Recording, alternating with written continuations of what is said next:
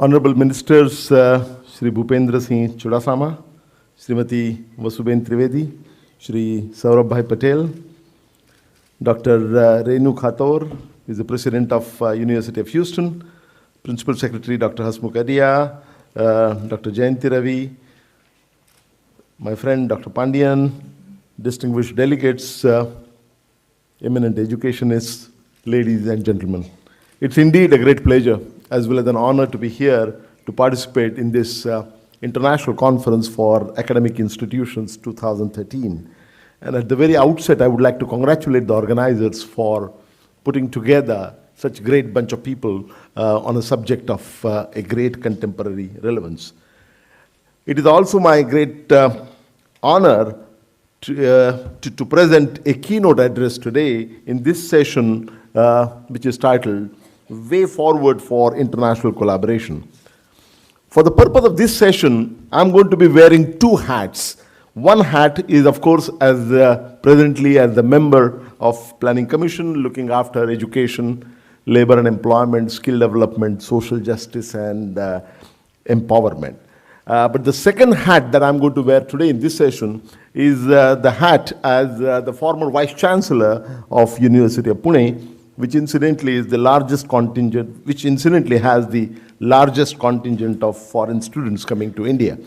I was told that the University of Houston has a very large number of students, and it was mentioned by Dr. Renu Khator while introducing Dr. Renu Khator that by American standards, they have a very large number of students, 67,000. University of Pune has a parallel with that because University of Pune has probably the largest number of students in the world. It has only 700,000 students. And it's so everything that you find very large abroad, you have to multiply by 10 when it comes to India. That is the moral of the story. But one of the very important features of Pune University is that it has the largest contingent of foreign students coming to India. Most people do not know this, but about 45% of all the foreign students coming to India go to one institution in our country, and that is University of Pune. So speaking as the member of Planning Commission in charge of education, let me give you a policy perspective first on globalization of higher education. As you have undoubtedly seen in the newspapers and noted that recently, as a matter of fact, on 27th of December 2012, the 12th five-year plan was finalized and approved by the National Development Council, which, as you are aware, happens to be the largest policy-making body in our country. In the 12th five-year plan, there is a continued focus on education. In fact, education is a priority sector as far as the 12th five-year plan is concerned. And in education, there is a continued focus on the three E's, the expansion, equity, and excellence. And within the focus on achieving excellence in our higher educational institutions, internationalization of higher education is indeed a very, very important component. As you are aware, the government of India has been contemplating on a foreign education providers bill, and that bill has gone through the parliament, and it was referred to the standing committee of the parliament, and only last week, the report of the standing committee of the parliament on the subject is made available, and we are going over that, and it will soon come for discussion in the parliament. That is the status, because a lot of people told me that you must also explain what is the status of the Foreign Education Providers Bill. Under that Foreign Education Providers Bill, a lot of things, at least in the draft stage, there are lots of things which are expected to happen. It will open the doors for a very large number of, fairly large number of foreign institutions to come here to India and set up their own educational institution. But what is happening currently in terms of the 12th five-year plan document, it has laid a special emphasis on internationalization of education. And I'm going to read out one paragraph which succinctly summarizes the stand that the government is going to take on internationalization of higher education as far as in the next 5 years during the 12th five-year plan period. And I quote, "A strategy for higher education internationalization is to be developed during the 12th five-year plan, and it would include faculty and student exchange programs, international collaborations for teaching and research, exposure to diverse teaching learning models, and enhanced use of ICTs. Globally compatible academic systems, curricula, internationalization, and the process of mutual recognition of qualifications would be put in place during the 12th five-year plan. And this is very interesting. A professional national agency, the India International Education Center, would be created during the 12th five-year plan to undertake internationalization activities. It will support selected institutions to establish dedicated internationalization units. That is the perspective, policy perspective on globalization or internationalization of higher education in the next 5 years, and this is beginning of the process. That said, let me now turn from macro level to micro level, from the national policy level to the level of individual institutions, the universities and the research institutions. Here, as I mentioned earlier, my experience as the Vice Chancellor of University of Pune is certainly worthwhile sharing with this distinguished audience. As I mentioned, University of Pune has every year they get about 40 to 45% of all the foreign students coming to India. And this has become possible because there are more than 100 MOUs signed between the University of Pune and the leading educational institutions in the world. What do these MOUs do? Basically, these MOUs do 4 different things. One is, first aspect is exchange of students, and there are many arrangements about exchange of students, two-way exchange of students to and fro. And there are a variety of arrangements available, including twining arrangements, including doing a part of the course here and a part of the course abroad, because the joint degrees are not available, not possible legally speaking as yet. So there are various ways that have been found out to have a large exchange of students between the university, which is undertaking this collaboration with the educational institution of repute elsewhere. That's first one. Second aspect of the MOU typically is the exchange of faculty. And this is also happening in big way, exchange of faculty between the 2 institutions which are entering into an agreement. The third aspect is the joint research, which is funded by either institution or a third-party institution. It can happen if there are 2 universities, University A and University B in India and abroad. If they are entering into an MOU, they can agree on a joint research done together, which could be funded either by University A or University B or some other source, either in the home country or in the foreign country involved. The fourth aspect of these MOUs typically is running programs at each other's institutions. Many programs, depending on your own strength, can be conducted in other partner institutions abroad, and partner institutions can in turn be encouraged to run programs in our universities at this end. To these 4 aspects, which have worked extremely well with my experience at the University of Pune, with very large number of students, and many agreements are working very well. To these 4 aspects that I talked about, the exchange of students, the exchange of faculty, exchange of student, exchange of faculty, joint research, and running programs at each other's institutions, there is need now to add a 5th aspect, and this aspect, 5th aspect, is the academic and technological collaboration between the 2 institutions. This would include teaching learning models. It should include globally compatible academic credit systems. It would include globally compatible curricula, and it should include enhanced use of ICTs and so on.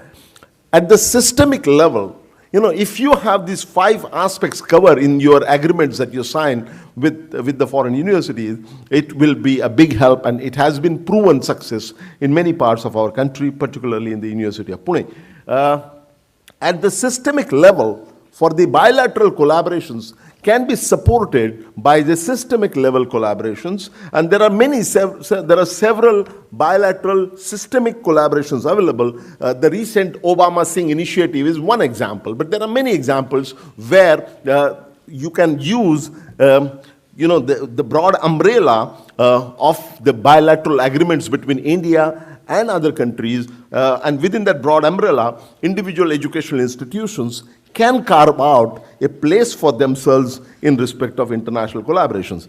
Also worthwhile to note here is there are many groups of institutions which are working for collaborations, inter-country collaborations, and this includes UCARI, there is the Ontario group of universities, and there are many others. And at individual institutions, individual countries have been taking initiative of late, and there's a lot of very good work being done by British Council, India-Australia Institute, and so on. I'm not mentioning all of them, but there are many frameworks which are already available. So when you, as a Vice Chancellor, at the helm of your own individual educational institution, is looking forward to collaboration with other institutions, you can bilaterally approach them, or you can use the framework that is available, various frameworks which are available at the systemic level.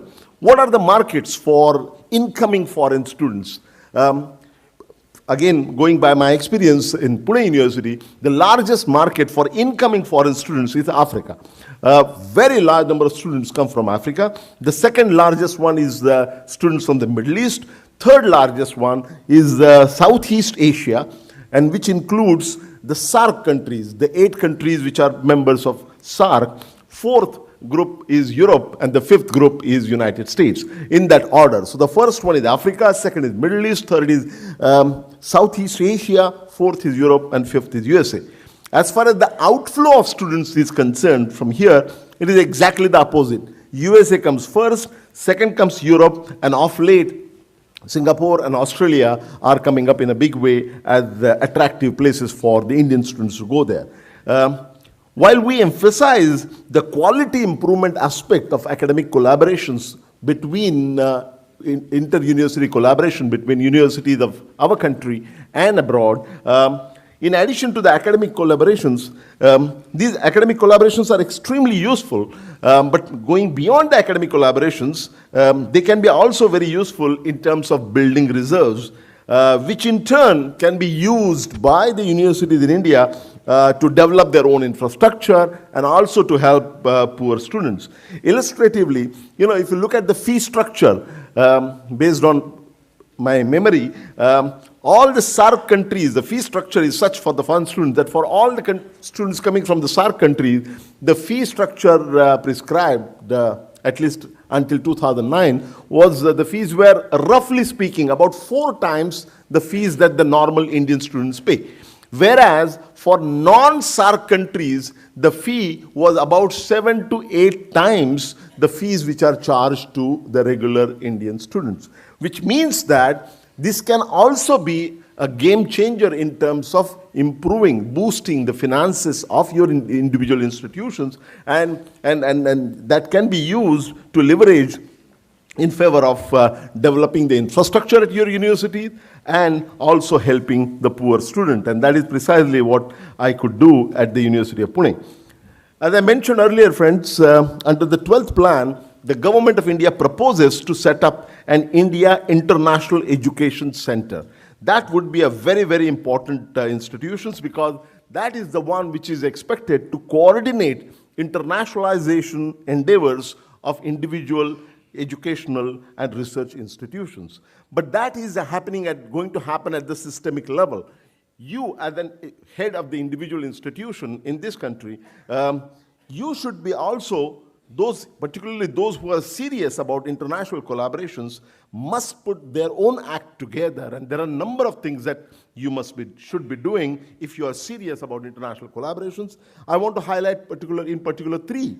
One is setting up well-equipped hostels for the foreign students with the state-of-art broadband connectivity. This is absolutely important to have that, and you should also augment that. You can't accommodate all the foreign students at once, so therefore you should also proactively be involved in helping them make arrangements, private arrangements within the city where you are located. Again, Pune University has the model which has worked very well.